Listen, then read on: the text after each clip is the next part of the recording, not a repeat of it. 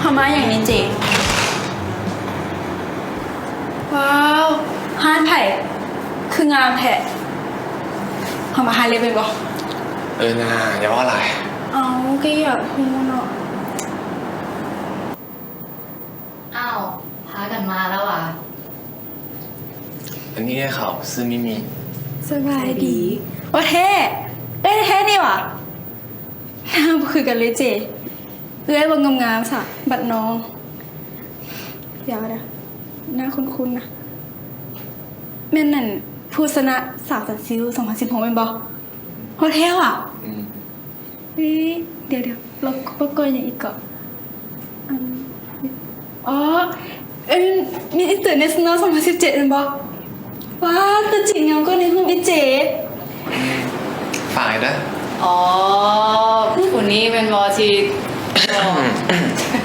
โอเคไม่อย่างเจไม่อย่างอ๋อผิวพรรณน้อง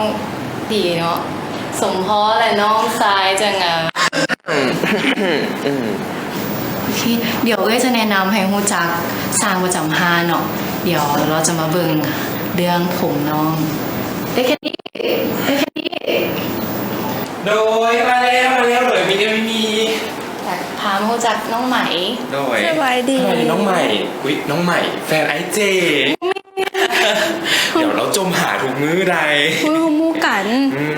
ผมเดี๋ยวผมมาหนีน้องผมเว้นระวังไปสู้เสือกระไผ่มาสันนัดคุณเหรอโดยแม่อยากให้แคนดี้เบิ่งผมให้น้องแน่ละกันได้ให้มีน้ำหนักแล้วกันเงางามโดยเอาแบบงามคือไอ้นี่มีเลยได้ปาเดี๋ยวไปพาไปเอง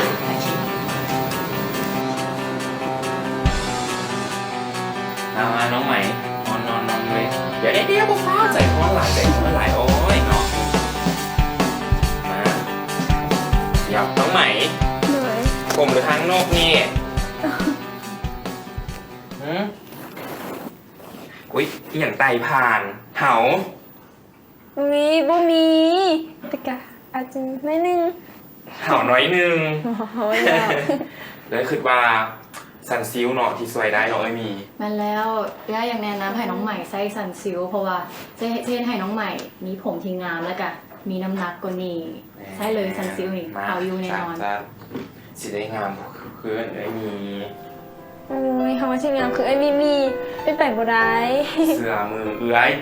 เห็ดไห่ได้มาโอ้ยฮ้อนไอ้คันดี้น้ำเย็นน้องใหม่น้ำเย็น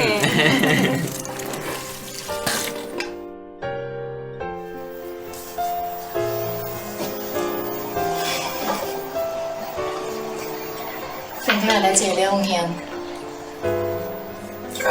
ไม่แย่เลยเดี๋ยวนี้ก็เก็บเสียงอยู่ตั้งใจเด้อแล้วมีเดี๋ยวนี้เป็นมาบ้านเรียกอะไรวะแรกอะทำเรียกนอกแน่เฮ็ดธุรกิจแน่กะเรื่อยดูได้แต่ไงเด้อ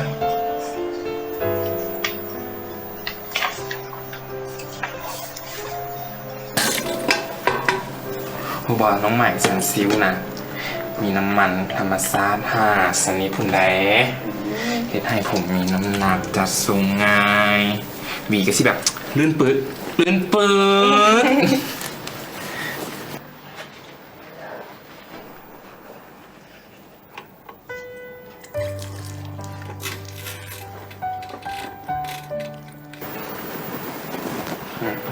น้องใหม่สระทุกครั้งอย่าลืมครีมนวดเพราะครีมนวดนั้นมันช่วยให้แบบผมมีน้ำหนักหวีง่ายขึ้นกว่าเก่าว่าแต่ว่าจังไงนี่คุณนี่พามาหาฮอตนี่อ๋อโมกันแท้สมองคันโมกันใส่ใจกันปานนี้ดูแลกันดีปานนี้กะโมใส่เตี้ย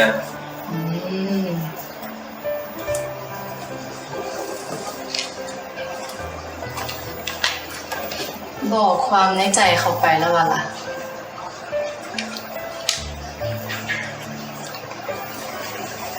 ค คันยังบ่บอกระวังเสียใจภายหลังเด้อ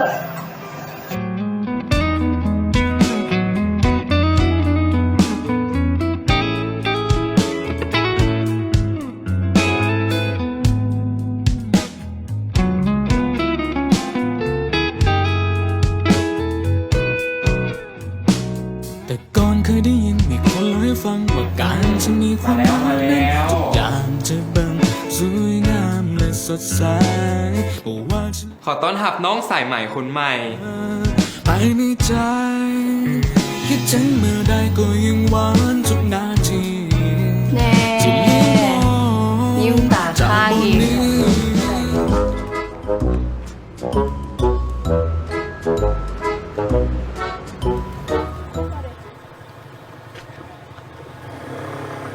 ไอ้ใหม่ใส่ไอ้ใหม่บอกว่าให้นัดมานี่ จะว่าเรื่องข่อยนะจะตัวข่อยเนี่ยใครเป็นใหม่นะใหม่ชื่อยังไหนอ๋อ ถ้าเป็นใหม่